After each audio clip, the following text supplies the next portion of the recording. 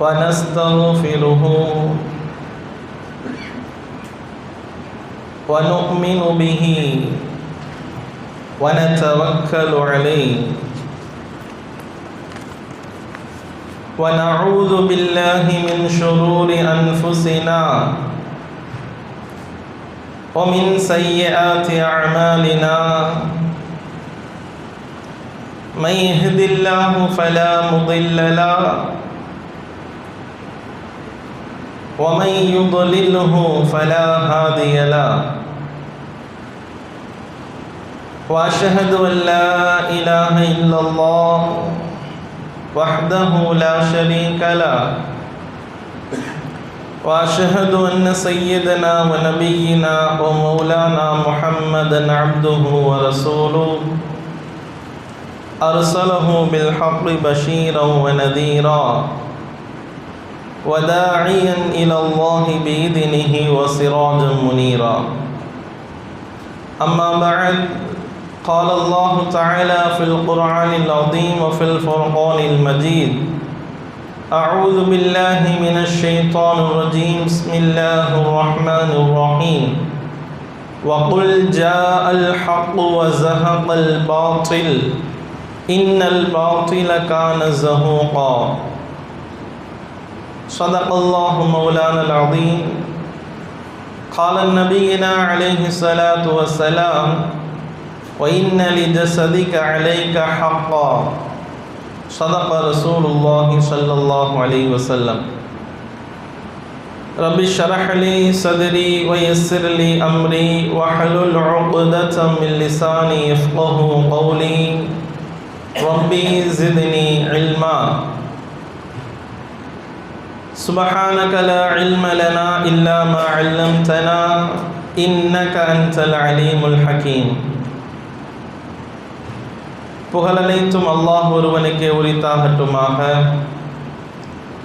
சலாத்தும் சலாமும் ஈருலக தலைவர் முஹம்மது முஸ்தபா ரசூலுல்லாஹி ஸல்லல்லாஹு அலைஹி வஸல்லம் அன்னவர்களின் மீதும் அன்னவர்களின் வழிமுறையை பின்பற்றி வாழ்ந்த உத்தம சத்திய சஹாபாக்கள், தாபிஈன்கள், தபஅ தாபிஈன்கள், நல்லோர்கள், நாதாக்கள், சிறப்பு வாய்ந்த ஜும்ஆவினுடைய தினத்தில் அல்லாஹ்வினுடைய இல்லத்தில் ஒன்று கூடியிருக்கின்ற வர இருக்கின்ற அத்துணை நபர்களின் மீதும் அல்லாஹ்வின் அன்பும் அருளும் என்றென்றும் நின்று நிலவட்டுமாக. ஆமீன்.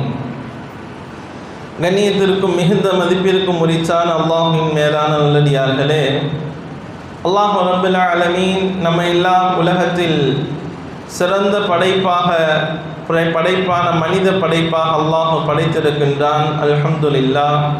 நம்மை படைத்தது மாத்திரமல்லாமல் நம்முடைய வாழ்க்கைக்கு தேவையான இந்த உலகத்தில் வாழுகின்ற காலமெல்லாம் கியாமத் நாள் வரைக்கும் தேவையான முறையில் நீங்கள் எதிர்கொள்ளுகின்ற எல்லா நிகழ்வுகளுக்கும் எல்லா பிரச்சனைகளுக்கும் வழிகாட்டுதல்களையும் ஒரு சரியான தீர்வையும் அல்லாஹும் ரசூலும் நமக்கு கற்றுத் தந்திருக்கின்றார்கள். அல்ஹம்துலில்லாஹ்.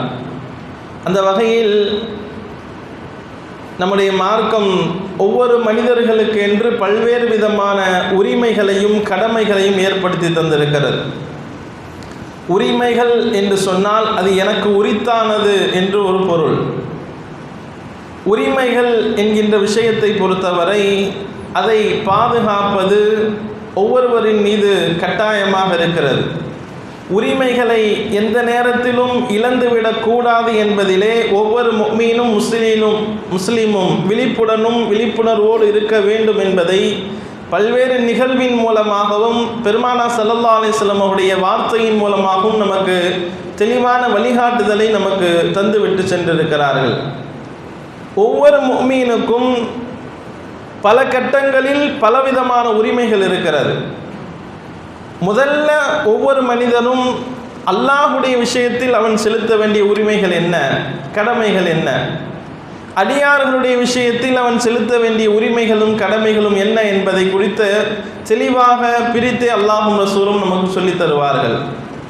முதல்ல அல்லாஹ்வுக்கு நம்மிடத்தில் இருக்க வேண்டிய உரிமை என்ன, ஒரு அடியான் அல்லாஹ்வுக்கு செய்ய வேண்டிய உரிமைகள் கடமைகள் எது, அடிப்படையான உரிமை எது என்று பெருமானார் ஸல்லல்லாஹு அலைஹி வஸல்லம் அவங்க சொல்லும் பொழுது முஆத் இப்னு ஜபல் ரலியல்லாஹு அன்ஹு அவங்களிடத்துல கேட்குறாங்க, யா முஆதே, ஒரு அடியான் தன்னுடைய இரட்சகனுக்கு செலுத்த வேண்டிய உரிமைகள் என்ன?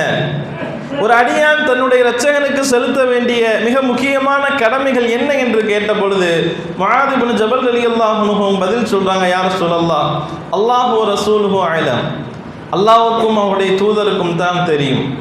பெரும்பாலான சஹாபாக்களுடைய பதில் இதுவாகத்தான் இருக்கும். ஏன்னா ரசூலுல்லாஹ் ஏதாவது புதிதாக ஒரு விஷயத்தை சொல்லுவார்கள், அதன் மூலம் நாம் ஒரு பாக்கியமாக ஒரு விளக்கமாக நாம் எடுத்துக்கொள்ளலாம் என்பதற்காக பல சஹாபாக்களுடைய பதில்கள் இதுவாகத்தான் இருக்கும். அல்லாஹ்வுக்கும் ரசூலுக்கும் தெரியும் என்று சொல்லுவார்கள்.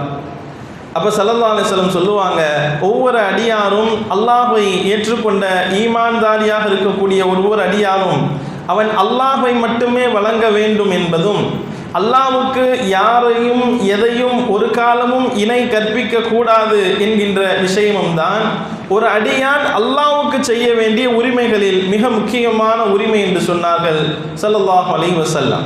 ஒரு அடியான் தன்னுடைய ரப்புக்கு செய்ய வேண்டிய கடமை உரிமை என்ன? ஒவ்வொரு முஃமின்களுக்கும் இருக்க வேண்டிய உரிமை என்னவென்றால், அவனை இபாதத்து செய்கின்ற விஷயத்தில், அவனை வணங்குகின்ற விஷயத்தில் அவன் ஒருவன் மட்டும்தான், அவனுக்கு யாரும் இணை இல்லை என்பதை ஆணித்தரமாக அழுத்தமாக நாம் நம்பிக்கை கொள்வதும் ஈமான் கொள்வதும் நம்முடைய கொள்கையினுடைய அடிப்படை சாரம்சமாக இஸ்லாம் நமக்கு சொல்லித்தரும். அப்படி மாறு செய்வது அவனுடைய உரிமைகளுக்கு வரம்பு மீறுவது என்று பொருள் நாம் கொள்ள வேண்டும். அப்போ அல்லாஹ்வை நம்பிக்கை கொண்டு அவன் கடமையாக்கி இருக்கிற எல்லா விதமான கடமைகள், தொழுகை, நோன்பு, ஜக்காத், இது போன்ற எல்லா கடமைகளிலும் இறைவனுக்காக வேண்டி நான் செய்யப்படுகின்ற பொழுது ஒரு அடியான் தன்னுடைய இறைவனுடைய உரிமைகளை அவர் சரியான முறையில் நிறைவேற்றுகிறார், அதை கடைபிடிக்கிறார் என்று பொருள் கொள்ளப்படும். அப்போ அல்லாஹுடைய உரிமை அப்படின்னு பார்த்தா முதல்ல அவனை மட்டுமே வழங்குவது, அவனுக்கு யாரையும் இணையாக ஆக்கக்கூடாது என்பதுதான் அல்லாஹ்வுக்கு ஒரு அடியான் செய்ய வேண்டிய உரிமைகள். திரும்ப ரசூலுல்லாஹ் கேட்குறாங்க, சரி முஆத், அப்போ அல்லாஹ் அடியாருக்கு செய்ய வேண்டிய உரிமை என்ன தெரியுமா, கடமை என்ன தெரியுமா? அதுக்கும் அதே பதில் சொல்கிறாங்க, அல்லாஹ் ரசூலுஹு அலம் என்று சொன்னப்ப ஸல்லல்லாஹு அலைஹி வஸல்லம் சொல்கிறாங்க, இப்படி யார் வாழ்கிறாரோ, அதாவது மேல் சொன்ன விஷயத்தின்படி அல்லாஹ்வை மட்டுமே ஏற்றுக்கொண்டு அவனை வணங்கி அவனுக்கு இணையாக்காமல் வாழ்ந்து அவனுடைய கடமைகள் கட்டளைகளை எல்லாம் நிறைவேற்றி யார் வாழுகிறாரோ அவரை நரகத்தில் நுழைய விடாமல் பாதுகாத்து சுவனத்தில் அவரை நுழைய வைப்பது தான் அல்லாஹ் அடியாருக்கு செய்ய வேண்டிய கடமை என்று பெருமானார் ஸல்லல்லாஹு அலைஹி வஸல்லம் அவர்கள் சொல்லி தந்தார்கள். அப்போ இந்த ஒரு ஹதீஸில் ஒரு அழகான முதல்ல ஒரு விஷயத்தை நமக்கு ஸல்லல்லாஹு அலைஹி வஸல்லம் போதிச்சிருக்காங்க. என்ன? ஒரு அடியான் அல்லாஹ்விற்கு உண்டான உரிமைகளும் கடமைகளும் என்ன, அல்லாஹ் அடியாருக்கு செய்ய வேண்டிய உரிமை என்ன அப்படிங்கிறத பார்க்குறப்ப ஒரு அடியானாக நாம் அவனை மட்டுமே வணங்குவதோ, அவனுடைய விஷயத்தில் யாரையும் கூட்டாகாமல் இணையாக்காமல் வாழ்வதும், அதிலே கடைசி வரைக்கும் உறுதியாக நிலைத்து இருப்பதும் ஒரு அடியான் செய்ய வேண்டிய கடமை.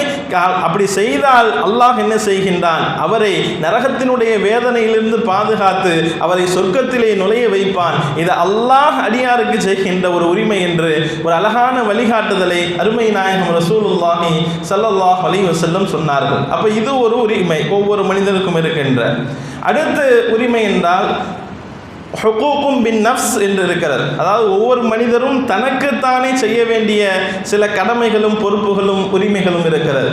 தனக்குத்தானே செய்ய வேண்டிய கடமைகள், தன்னை பாதுகாப்பது, தன்னுடைய உடல் நலனை பாதுகாப்பது, ஆரோக்கியத்திற்குண்டான வழிகளை நாம் ஏற்பாடு செய்வது, அதற்குண்டான முறையிலே நம்முடைய உணவு பழக்க வழக்கங்களை அமைத்துக் கொள்வது, அதற்காக வேண்டிய என்னென்ன வழிமுறைகள் இருக்கிறதோ பயிற்சிகள் இருக்கிறதோ அனைத்தையும் மேற்கொண்டு தன்னுடைய உடலை பாதுகாப்பு கொள்வதும் அவன் மீது கடமையாக இருக்கிறது. ஹுகூக்கும் பின் நஃப்ஸ் என்று சொல்வார்கள்.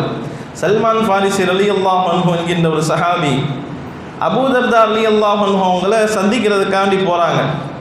போகிறப்ப அங்கே போய் பார்த்தா அபூ தர்தா ரலியல்லாஹு அன்ஹு தொழுதுகிட்டே இருக்கிறாங்க, பகல்லெல்லாம் நோன்பு வச்சுருக்கிறாங்க, இபாதத்திலேயே மூழ்கி இருக்கிறாங்க. அவங்க பார்க்குறப்பெல்லாம் சந்திக்கிறப்பெல்லாம் அந்த நிலையிலேயே அவங்கள பார்க்குறாங்க.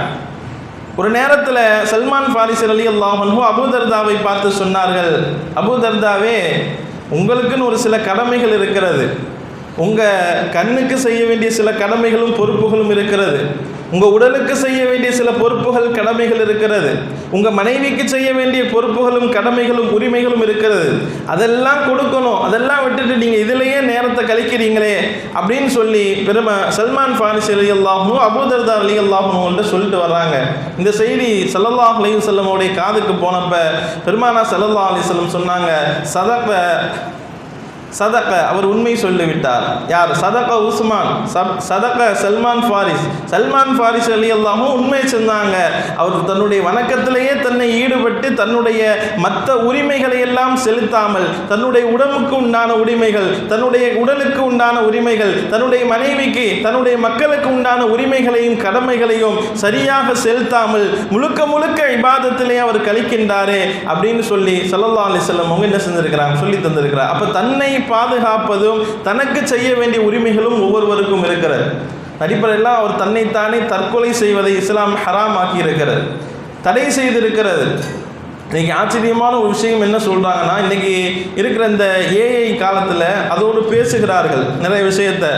இந்த சேட் ஜிபிடி அப்படிங்கிற அந்த விஷயங்கள்லாம் அதோடு பேசுகிறாங்களா நிறையா பேர், அதோடு பேசி பகிர்ந்து கொள்கிறார்கள். தன்னுடைய வாழ்க்கையினுடைய பல விஷயத்தை நேரடியாக பேசி அதிலிருந்து ஆன்சர் வாங்கிறது அல்லது அதோடு பேசி உரையாடுவது அப்படிங்கிற ஒரு காலம் இன்னைக்கு போயிட்டு இருக்கிறது. அதில் ஒரு செய்தி, ஒரு பேப்பர், ஒரு செய்தியில் ஒன்றில் படித்தா அதில் எழுதியிருந்தாங்க, அப்படி பேசுகிறாங்கல்ல, அப்படி பேசிக்கொள்கின்ற பகிர்ந்து கொள்வதில் தற்கொலையை பற்றி பேசுபவர்களும் அதை பற்றி உண்டான விஷயங்களை கேட்பவங்களும் அதிகமாக இருக்கிறாங்க அப்படின்னு சொல்லி ஒரு செய்தியில் எழுதியிருந்தாங்க. அந்த சேட் ஜிபிடியில் மற்ற ஏஐயில் பேசுகிறாங்கல்ல, அந்த பேசுகிற அந்த தொழில்நுட்பத்தில் பல்வேறு விஷயங்கள் பகிர்ந்து கொள்கிறாங்க, பேசுகிறாங்க, கேள்வி கேட்குறாங்க, அதுவும் அதற்கு பதில் சொல்லுகிறது.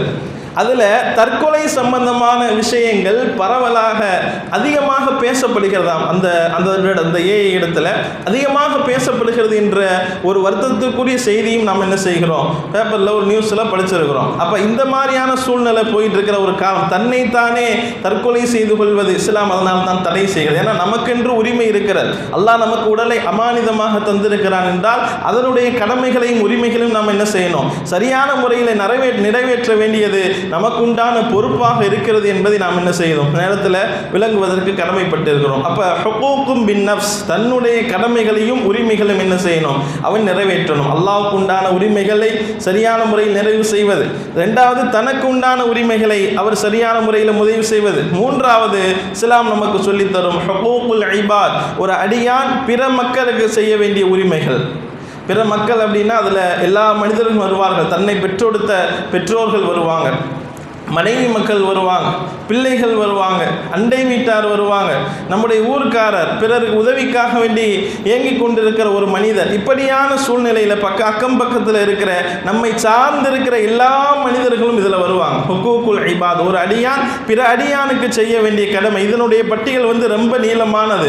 பெற்றோர்களுக்கு செய்ய வேண்டிய கடமையில் ஆரம்பித்து ஒவ்வொரு கடமைகளையும் இஸ்லாம் பெருமானா ஸல்லல்லாஹு அலைஹி வஸல்லம் நமக்கு என்ன செஞ்சுருக்காங்க, தனித்தனியாக வழிகாட்டி இருக்கிறாங்க. பெற்றோர்கள்னால் அவங்கள்ட்ட எப்படி கையாளும், அவங்களுக்கு உங்களிடத்தில் என்ன கடமை, பெற்றோர் உங்களுக்கு என்ன செய்ய கடமைப்பட்டிருக்கிறார்கள் அப்படிங்கிற ஒரு தனி சப்ஜெக்ட் இருக்கு. கணவன் மனைவி அவங்களுக்கு மத்தியில் பகிரப்பட வேண்டிய கடமைகளும் பொறுப்புகளும் என்ன, தனியாக ஒரு பாடம் இருக்கிறது. இப்படி அடியார் இன்னொரு அடியாருக்கு செய்ய வேண்டிய கடமைகளுடைய பட்டியலில் மிக நீண்டமான ஒரு பட்டியல். அதில் ஆக உயர்ந்தது பெற்றோர்களுடைய கடமைகள் தான்.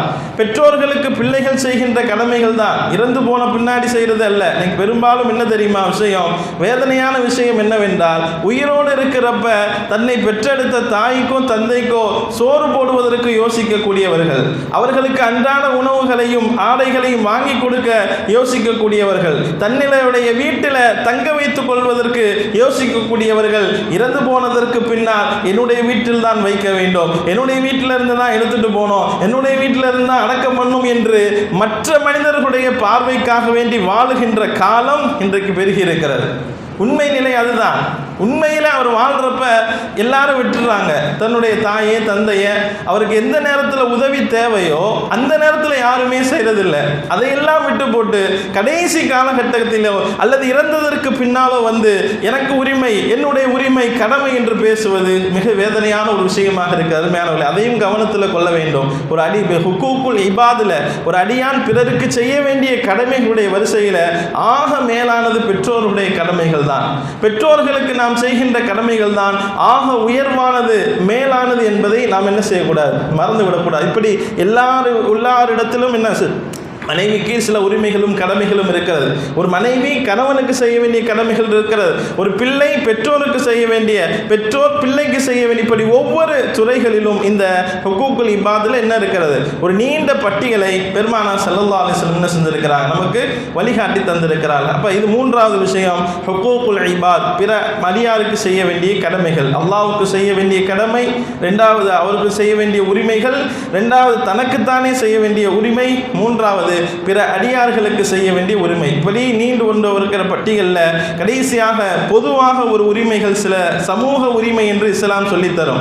சமூகத்திற்கு செய்ய வேண்டிய உரிமைகள் சிலவற்றை இஸ்லாம் என்ன செய்திருக்கிறது, நமக்கு வழிகாட்டி தந்திருக்கிறது. இதுவும் ஒரு நீண்ட பட்டியல் தான். சமூகத்தினுடைய உரிமைகள் என்ன, நாம் நம்முடைய சமூகத்திற்கு எந்த வகையில், என்னென்ன வகையில் உதவியாக இருக்க வேண்டும் அப்படிங்கிற பட்டியல், ஒரு நீண்ட நெடிய பட்டியல். நாம் இன்னைக்கு பேச இருக்கிற முக்கியமான ஒரு விஷயம் என்ன தெரியுமா, சமூகத்தினுடைய உரிமைகளில் ஒன்றுதான் இந்த வாக்குரிமை என்று சொல்லுகின்ற ஒரு உரிமை. சமூகத்தில் நாம் வாழுகின்ற இந்த தேசத்திலே நமக்கு கொடுக்கப்பட்டிருக்கிற சமூகத்தினுடைய மிகப்பெரிய முக்கியமான ஒரு உரிமை வாக்குரிமை என்கின்ற ஒரு உரிமை. இன்னைக்கு அதை பற்றி கடந்த ஒரு 10-15 நாட்களாக பரவலாக அதை பற்றி உண்டான பல விஷயங்கள் பேசப்படுகிறது, பல விஷயங்கள் பகிரப்படுகிறது, அது பற்றி உண்டான விழிப்புணர்வுகள் எல்லாம் பேசப்படுகிறது.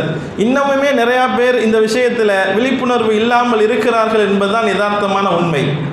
இன்னுமே நம்ம சமூகத்தில் என்ன நினச்சிக்கிட்டு இருக்காங்க, ஒரு விஷயம் வந்த பின்னாடி பார்த்துக்கலாம், அது நடந்த பின்னால் அதுக்கு பின்னால் என்ன வருதோ பார்த்துக்கலாம் அப்படிங்கிற ஒரு மனப்பாங்கில் அப்படிங்கிற சில பேர். இன்னும் சில பேர் என்ன தெரியுமா, இதையும் பொழுதும் பேசிக்கிட்டே இருக்கீங்க, இதை பற்றியே சொல்லிக்கிட்டே இருக்கிறாங்களே, வாட்ஸ்அப்பை திறந்து அதை பற்றி வருது, செய்தியை போட்டால் அதை பற்றி வருது, சரி ஜும்மாவில் வந்து அங்கேயும் அஜித் அதை பற்றி தான் சொல்கிறாரு அப்படிங்கிற ஒரு மனோபாவம். அப்படிங்கிற சில பேர் கண்ணியமிக்கவர்களை, முதல்ல நாம் புரிஞ்சுக்கணும், இதை பற்றி நம்ம ஏன் வலியுறுத்தி சொல்லுகின்றோம், ஏன் சமூகத்துக்கு மத்தியில் சமூக வலைதளங்களில் இதை பற்றி பரவலாக பேசப்படுகிறதுன்னு சொன்னால், இதுக்கு முன்னால் நடந்த கணக்கெடுப்புகள் எல்லாம், அதனுடைய பார்வைகள் எல்லாம் வேற.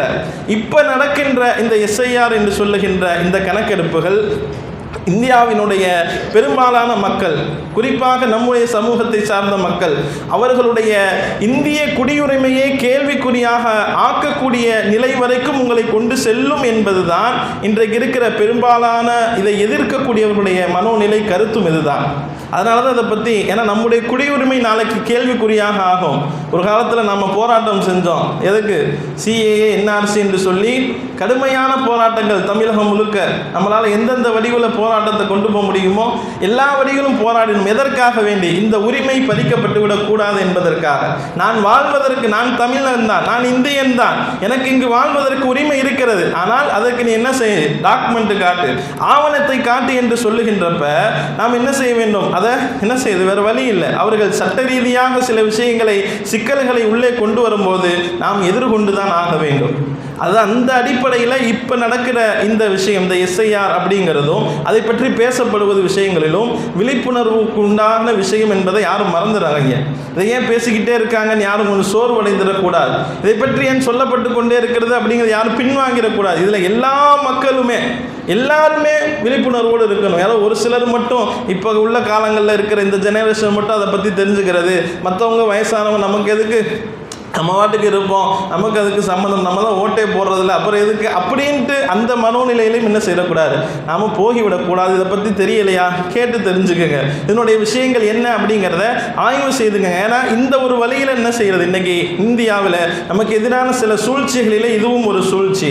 நம்முடைய பேர் அதில் இல்லைன்னு சொன்னால் இன்றைக்கி அந்த நம்முடைய பேரை வாக்காளர் பட்டியலிருந்து எடுப்பார்கள். நாளைக்கு நீ இந்திய குடிமகனே கிடையாது என்று சொல்லுவார்கள். நாம் எங்கே போவோம், நம்ம எல்லாத்தையும் இழந்து விடுவோம். அவன் இன்றைக்கி பார்க்குறோம் தான், அம்மாப்பட்டினம் அப்படிங்கிற ஊரில் வீடெலாம் இடிக்கிறாங்க. அதுக்கு பல காரணங்கள் சொல்ல, அதை ஆக்கிரமிக்கிறாங்க, ஆக்கிரமித்து கட்டப்பட்டிருக்கு, அப்படி இப்படின்னு அது சம்மந்தமாக பல செய்திகள் பேசுகிறாங்க, அதை பற்றி பேசப்படுகிறது, எல்லாம் சொல்லப்படுகிறது. ஆனால் அங்கே இன்றைக்கி அவங்க வீடை என்ன செய்கிறாங்க, இழக்கிறாங்க, அவருடைய உரிமைகள் போராடுறாங்க, எல்லாம் செய்கிறாங்க, ஆனால் இடிக்கிறாங்க. எல்லாம் நடக்குதா இல்லையா, கண் முன்னால் பார்க்குறோம்.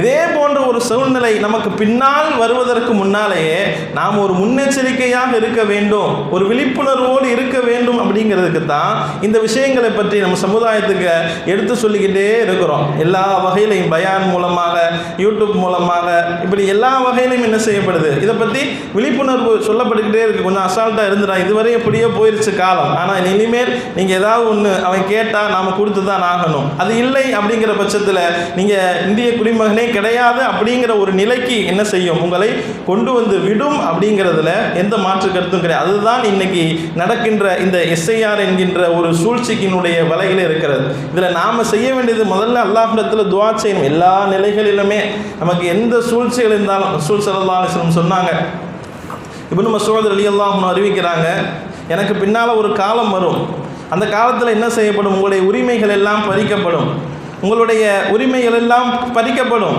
நீங்கள் வெறுக்கின்ற ஒரு காலமாக அந்த காலம் இருக்கும். அந்த காலத்தில் நீங்கள் செய்ய வேண்டியதெல்லாம் என்ன தெரியுமா, நீங்கள் அல்லாஹ்வுக்கு செய்ய வேண்டிய அந்த கடமைகளை சரியான முறையில் செய்து அவனிடத்தில் உங்களுடைய உதவிகளை கேட்டு பெறுங்கள் ஸல்லல்லாஹு அலைஹி வஸல்லம் சொன்னாங்க. அந்த மாதிரியான ஒரு சூழ்நிலையில் நெருக்கடியான காலங்களில் நீங்கள் செய்ய வேண்டியதெல்லாம் என்ன, உங்களுக்குண்டான கடமைகளை சரியாக நிறைவேற்றுங்க. நான் அல்லாஹ்வுக்கு செய்ய வேண்டிய கடமை தொழுகை, நான் அல்லாஹ்வுக்கு செய்ய வேண்டிய கடமை நோன்பு, இது மாதிரி உண்டான இறைவனுக்கு செய்ய வேண்டிய வழிபாட்டு கடமைகளிலே உங்களை நீங்கள் சீராக்கி கொள்ளுங்கள், சரி செய்து கொள்ளுங்கள். அதோடு மாத்திரமல்லாமல் அல்லாஹ்விடத்திலே உதவியை முன்வைத்து கேளுங்கள். உங்களுடைய உரிமை பறிக்கப்படுகின்ற பொழுது இறைவனிடத்திலே மன்றாடுங்கள், கையேந்தி கேளுங்கள் என்றத வழிகாட்டுதலை அருமை நாயகம் ரசூலுல்லாஹி ஸல்லல்லாஹு அலைஹி வஸல்லம் என்ன செய்கிறார்கள், நமக்கு வழிகாட்டி தந்திருக்கிறார். அப்போ முதல்ல நாம் என்ன செய்யணும், அல்லாஹ்விடத்தில் இது சம்பந்தமாக நம்ம எல்லா நிலைகளிலும் நமக்காக, நம் சமூகத்திற்காக, அதை சூழ்ந்து நடக்கின்ற பல்வேறு சூழ்ச்சிகளுக்கு எதிராக என்ன செய்யணும், அல்லாஹ்விடத்தில் நாம் துஆ செய்ய வேண்டும். இது முதல் விஷயம். ரெண்டாவது விஷயம் என்னன்னா, நாம் இந்த மாதிரி ஒரு நிலையில் இது ஒரு பயப்பட வேண்டிய ஒரு சூழ்நிலும் கிடையாது. ஏன்னா இன்னொன்று நமக்கு தோணலாம், இதை நம்ம திரும்ப திரும்ப சொல்ல சொல்ல சொல்ல உங்களுக்கு ஒரு பயமாகவும் கூட இருக்கலாம், என்ன இது நம்மளை தூக்கிடுவாங்களோ, அப்படி ஆயிருமோ இப்படி ஆயிருமோ அப்படிங்கிற ஒரு அச்சப்பட சூழ்நிலையும் தேவையில்லை. பெருமானார் ஸல்லல்லாஹு அலைஹி வஸல்லம் அவங்களுக்கு அவங்க வாழ்ந்த காலத்தில் அவங்களுடைய எதிரிகள் பல்வேறு விதமான சூழ்ச்சிகளை எதிர்ப்புகளை சென்று அச்சத்திலேயே வச்சுருந்தாங்க. உஹது யுத்தத்தில் லேசா இஸ்லாமியர்கள் பின்வாங்கியதற்கு பின்னால் அந்த காஃபிர்கள் எல்லாம் அந்த மக்கள் எல்லாம் ஒரு அச்ச நிலையிலேயே வச்சிருக்கிறதுக்கு முடிவு செஞ்சாங்க.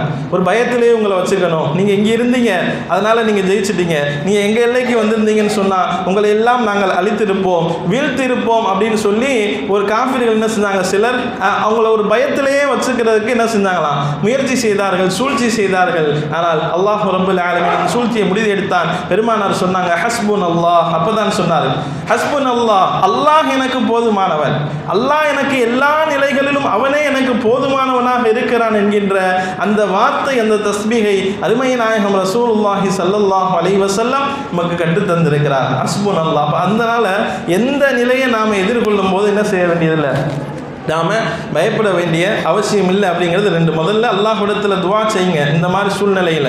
ரெண்டாவது, நாம் எதற்கும் நாம் அல்லாஹ் நமக்கு போதுமானவன், தவக்குல் முழுக்க அல்லாஹ்வின் மீது நாம் வைக்க வேண்டும். மூன்றாவது விஷயம் என்னன்னா, அதற்குண்டான முன் தயாரிப்புகளையும் முன்னெச்சரிக்கைகளையும் நாம் செய்து வைக்க வேண்டும். அதுக்கு என்ன பாதுகாக்கிறதுக்கு என்ன செய்யணும், அதற்குண்டான ஏற்பாடுகள் என்ன அப்படிங்கிறதுலையும் நாம் என்ன செய்யணும், ரொம்ப கவனமாக இருக்க வேண்டும். ரசூலுல்லாஹி ஸல்லல்லாஹு அலைஹி வஸல்லம் சொன்னாங்க அல்லவா, இப்போ ஒருத்தர் என் பொருளை அபகரிக்க வரான், ஸல்லல்லாஹு அலைஹி வஸல்லம் இடத்துல ஒரு சஹாபி கேட்குறாங்க, யார ரசூலல்லாஹ், என் பொருளை ஒருத்தவன் எடுத்துக்க வர்றான், அபகரிக்க வர்றான், அப்படிங்கிறப்ப நான் என்ன செய்யணும் அப்படின்னு சொல்லி கேட்குறாங்க. கேட்டப்ப ஸல்லல்லாஹு அலைஹி வஸல்லம் பதில் சொல்கிறாங்க, அதை எடுக்க விடாமல் நீங்கள் உங்களை பாதுகாக்கணும். உன் பொருளை ஒருத்தவன் எடுக்க வரானா அதை அவன் என்கிட்ட இருந்து அவன் எடுக்கக்கூடாது, எடுக்க விடாமல் நீங்கள் என்ன செய்யணும், அதை பாதுகாக்க வேண்டியது உங்களுடைய கடமை, பொறுப்பு என்று சொன்னார்.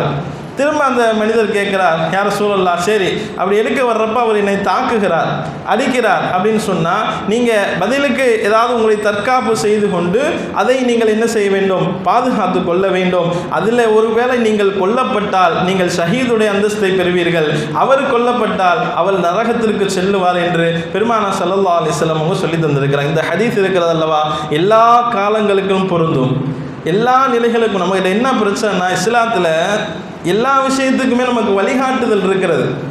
ஒவ்வொரு விஷயத்தை எப்படி அணுகணும், எப்படி எதிர்கொள்ளணும் அப்படிங்கிற எல்லா வழிகாட்டுதலும் இருக்கிறது. எங்கே மிஸ்டேக்னா, நாம் அதை சரியான முறையில் பெரும்பாலான மக்கள் செயல்படுத்தாமல் இருப்பது தான், அங்கே தான் நம்ம தவறு இழைக்கிறோம். எல்லாத்துக்குமே வழிகாட்டுதல் இருக்குது. ஒவ்வொரு விஷயத்தையும் எப்படி எதிர்கொள்ளணும், எந்த விஷயத்தை நோக்கி நீங்கள் போகணும் அப்படிங்கிறதுக்கு வழிகாட்டுதல் இருக்கிறது. ஆனால் என்ன, நம் சமுதாயம் வெற்றி பெறுவதற்கு என்ன வழிகாட்டுதல், அதுவும் நமக்கு சொல்லப்பட்டு இருக்கிறது. ஆனால் என்ன, நாம் பெரும்பாலான மக்கள் என்ன செய்கிறோம், அதுலேருந்து ஒதுங்கி விடுகிறோம். சில பேர் தான் அதை பற்றி பேசுகிறது, அதை பற்றி விழிப்புணர்வு ஏற்படுத்துறது அப்படிங்கிற விஷயங்கள்ல இருக்கிறாங்களே தவிர, பெரும்பகுதியான மக்கள் என்ன செய்கிறாங்க, நமக்கு என்ன அப்படிங்கிற ஒரு நிலையில் என்ன செய்கிறாங்க, ஒதுங்கி விடுறாங்க. இல்லை அருமையானவர்களே, நமக்கு எல்லா நிலைகளிலும் நமக்கு இஸ்லாம் என்ன செய்யுது, வழிகாட்டுது. எந்த பிரச்சனையை எதிர்கொண்டாலும் நீ அதை எப்படி சமாளிக்கணும், அது சொன்ன வழியில நாம போயிருந்தா நாம் உயர்ந்தவர்கள், நமக்கு மேலானவங்க, நாம் உயர்ந்தவர்களாக நாம் திகழ்வோம் என்பதில் எந்த மாற்று கருத்தும் கிடையாது. அந்த அடிப்படையில் நாம் அல்லாஹ்விடத்தில் முதல்ல நம்பிக்கை வைங்க, அல்லாஹ்விடத்தில் துஆ செய்யுங்க. ரெண்டாவது அச்சப்பட, இதை பற்றி நாம் என்ன செய்ய வேண்டாம், பயப்பட தேவையில்லை. அல்லாஹ்வின் மீது முழுக்க முழுக்க தவக்குல் வைங்க. அதுக்கு உண்டான முன் தயாரிப்புகள் என்ன அப்படிங்கிறத நம்ம பல விஷயங்கள் சமூக வலைதளங்களில் அதெல்லாம் பார்க்குறோம். அந்த ஃபார்ம் இப்போ வந்து கொடுக்க ஆரம்பிச்சுட்டாங்க. இந்த ஒரு மாத காலம் முதல் விஷயம் என்ன அப்படின்னு சொல்கிறாங்கன்னா, அவங்க நமக்கு கொடுக்கின்ற அந்த ஃபார்ம்களை சரியான முறையில் ஃபில் பண்ணி என்ன செய்யணும், அவங்களுக்கு கொடுக்கணும். இது முதல் ஸ்டெப்பு. இதில் வந்து நம்ம எடுத்தோன ஆவணங்கள்லாம் கொடுக்க தேவையில்லை. ஏன்னா சில பேர் போன வாரம் நம்ம ஆவணங்கள் அதெல்லாம் சொல்லியிருந்தோம். எடுத்தோன ஆவணங்கள் கேட்பாங்களான்னு கேட்டால் கிடையாது. இப்போ அவங்க முதல்ல செய்ய வேண்டிய விஷயம் என்னென்னா, எல்லாருக்கும் இப்போ ஒரு வீட்டுக்கு வருவாங்க, அந்த வீட்டில் எத்தனை ஓட்டுகள் இருக்கிறதோ, முன்னாடி யார் எத்தனை பேர் ஓட்டு போட்டிருக்காங்களோ அவங்களுடைய ஃபோட்டோ, அவங்க பேரோட ஒரு ஃபார்ம், 2 ஃபார்ம் கொடுப்பாங்க. ஒரே மாதிரி இருக்கக்கூடிய 2 ஃபார்ம்கள் என்ன செய்யப்படும், உங்களுக்கு கொடுக்கப்படும். அந்த 2ஐயும் ஒரே மாதிரி தான் ஃபில் பண்ணணும். அந்த ஃபார்மில் மேலே இப்போ என்னுடைய ஃபோட்டோ இருக்கும், என்னுடைய பேர் இருக்கும், QR கோடு இருக்கும். நான் பழைய ஃபோட்டோ முன்னாடி ஓட்ட ஐடியில் கொடுத்துருந்தேன்ல, அந்த பழைய ஃபோட்டோ அந்த ஃபார்ம்லேயே இருக்கும்.